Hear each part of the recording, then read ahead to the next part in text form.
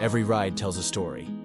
Some are ordinary, some are strange, and a few never quite leave you.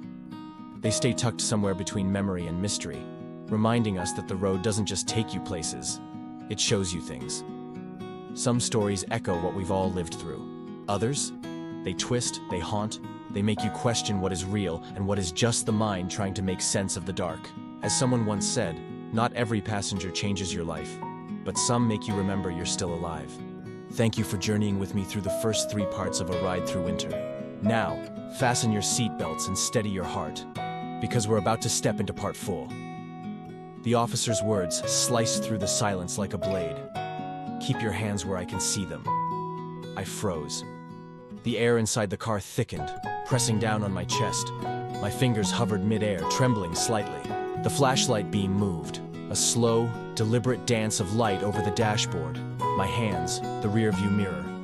Then it stopped, right on the man in denim. He didn't move, didn't blink, just sat there, staring straight ahead. Something inside me whispered, "Don't breathe too loud, don't move too fast." "Step out of the vehicle, sir," the officer said, his voice firmer now. My throat tightened. Is there a problem, officer? Now." His tone left no room for question. I slowly unbuckled my seatbelt and opened the door.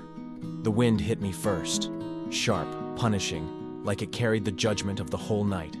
Snow whipped into my face, stinging my skin. Behind me, I heard the creak of the back seat. My passenger shifted slightly but stayed put. "Keep your hands where I can see them," the officer shouted again, his flashlight jerking toward the back seat. I flinched. Fear spilled into every inch of me. The officer motioned me forward. "Walk to the front of the cruiser."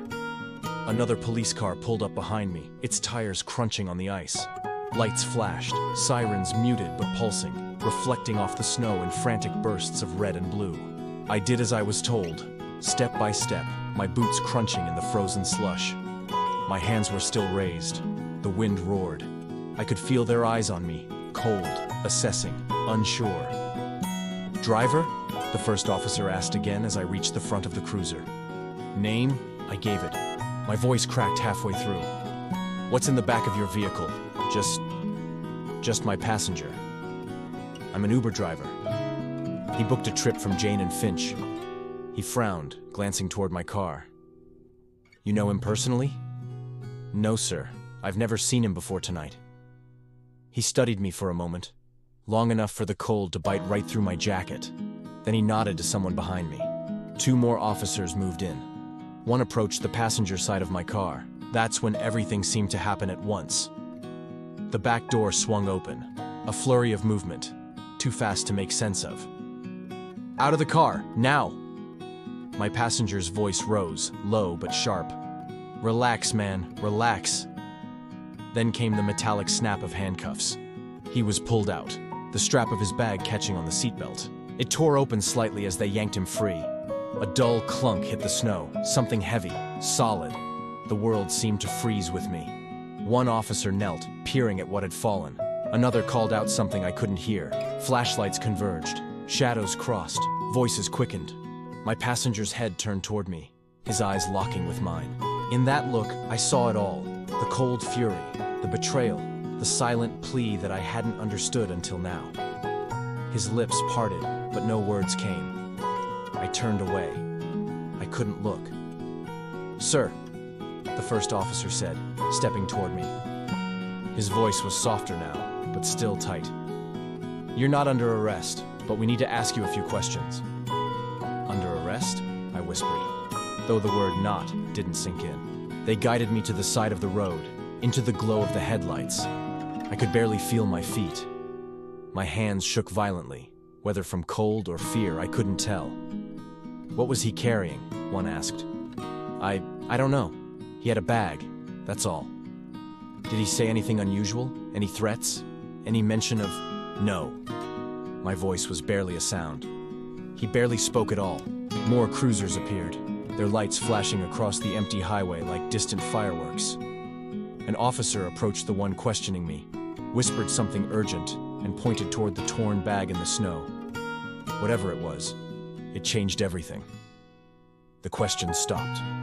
tension in the air thickened, then released. Not with relief, but with understanding. One of the officers removed the handcuffs from my wrists. I hadn't even realized when they'd been placed there. "Sir, I'm sorry," he said quietly. "Wrong place, wrong time." I could only stare at him. The man, my passenger, was being led toward another cruiser, head down, wrists behind his back. His breath fogged in the freezing air. For a fleeting second, he looked up again.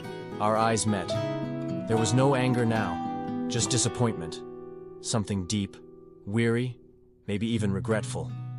Then he was gone, swallowed by the flashing lights and the falling snow. "Would you like to wait in the cruiser while we finish?" an officer offered gently. I shook my head. "No.